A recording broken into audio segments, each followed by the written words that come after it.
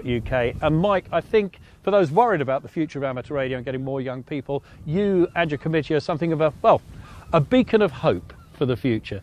And the great thing about amateur radio is it's a hobby for life. So other things might get in the way, like work and family commitments, but it's always there to come back to, and it's always evolving and always offering new opportunities. Now, we sent Nick 2E0FGQ out to meet a chap who, although he's 5 times older than Mike, is just as enthusiastic. I ventured into North Somerset to visit an amateur radio operator who's been around for some time. In fact, he's been around longer than most licensed amateurs still operating today. And what's more, at the tender age of 95, Ivan G3WBA is still very much active and experimenting with digital modes and keeping abreast of advances in modern technology. Ivan and his good friend Malcolm, G4KPM, invited me to come along for a coffee and a chat one Saturday morning to find out what keeps Ivan active on the bands and to discover a little about his past. Well, the main rig is a Flex 3000, yes. I call CQ on 14236, which is a recognised frequency for digital. And if anybody's on digital, that's the frequency they would use. That seems to be the most popular frequency. There are other frequencies on other bands, but I've never had any contacts. Just 20 meters, that seems to be the recognised one, if anybody is going to use it. Well, I like to keep up with things. I mean, as soon as software radio came along, SDR, then I was in time to go for it. Otherwise, it's standing still. I mean, there's been marvellous advances since digital came along. And I was keen to get with it. So I'm still there and looking for the next thing. But you know, it's a question of getting the equipment to really enjoy it now, because things are changing, and you do need to change or improve your equipment a bit. So at age 95, you're still learning something every day. Do you manage to impart that knowledge to other people? Yes, I do. If I can get the people that are interested in it. So tell us about your early years, Ivan, because I think it's safe to say that you must have gained most of your electronic knowledge during national service. Well, I was in the printing and packaging industry, and I had nothing to do with electronics there. But that was my where I earned my living. Oh, then the services came along, and yes, 6.5 years I was in the army altogether, but almost 5 of that I was in the Royal Signals, and that's when I really got into radio and that sort of thing, and that's when I got really interested, and I was with a good crowd of fellows, so I didn't have a bad war really. I didn't shoot anybody, I wasn't shot at. I was a bit close to a few bombs that fell, but that was all. So Ivan, you're 95 years old currently, and over the last 75 years or so in electronics and amateur radio, you must have seen quite a few technological advances. So over all those years, how has the hobby changed for you? When you get good band conditions, plenty of sunspots, then, you know, amateur radio really comes into life then.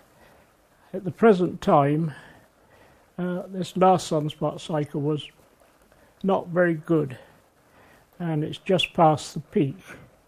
So I don't know what to expect now in the near future. It's not going to be terrific. So what it's going to call for now, and this is what I'm thinking about, is increasing the the reception capability by changing from the Carolina window, which I have now, to a 3-element beam. And because my main interest, and I think now, and I think it will be in the future, is digital voice.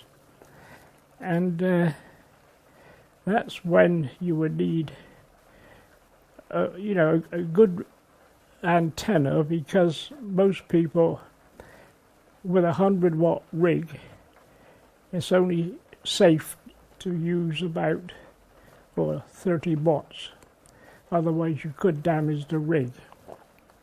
So to really achieve this digital voice properly, I think you also need a linear which would allow you to use 100 watts on digital voice.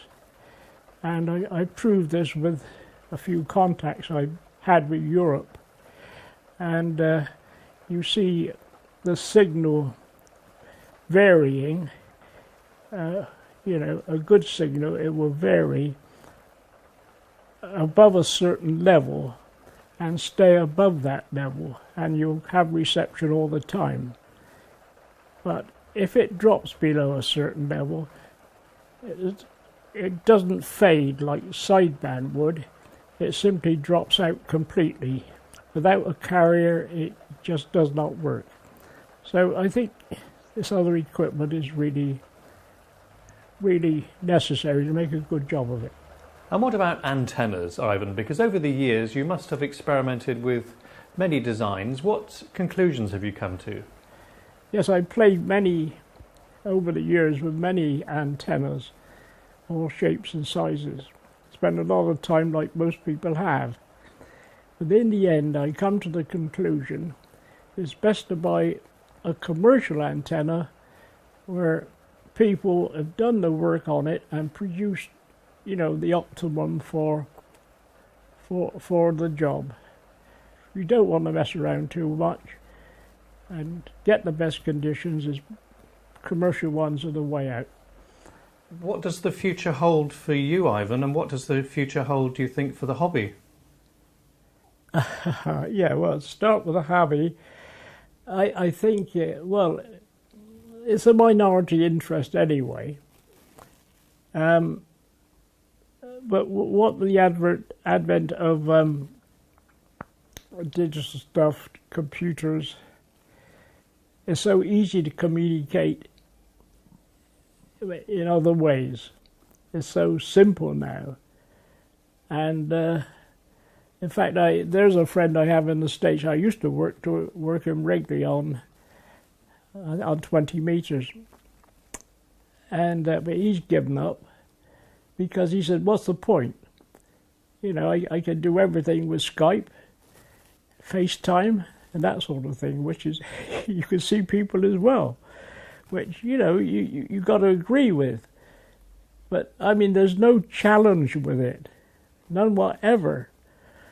But with radio, there still is a challenge. It's something to think about. Not just pick it up and do it, and there it is, like a telephone. You've got to set things up, and you've got to change it. So I think the future's still there, but not to the degree it was. And where do you fit into all this? Well, I'm one of those that's staying with it.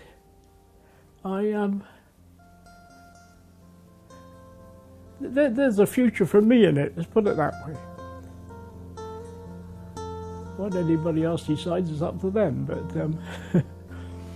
yes, there's a future for me in it, and I'm sure there is with a lot of radio hams still, but not so many.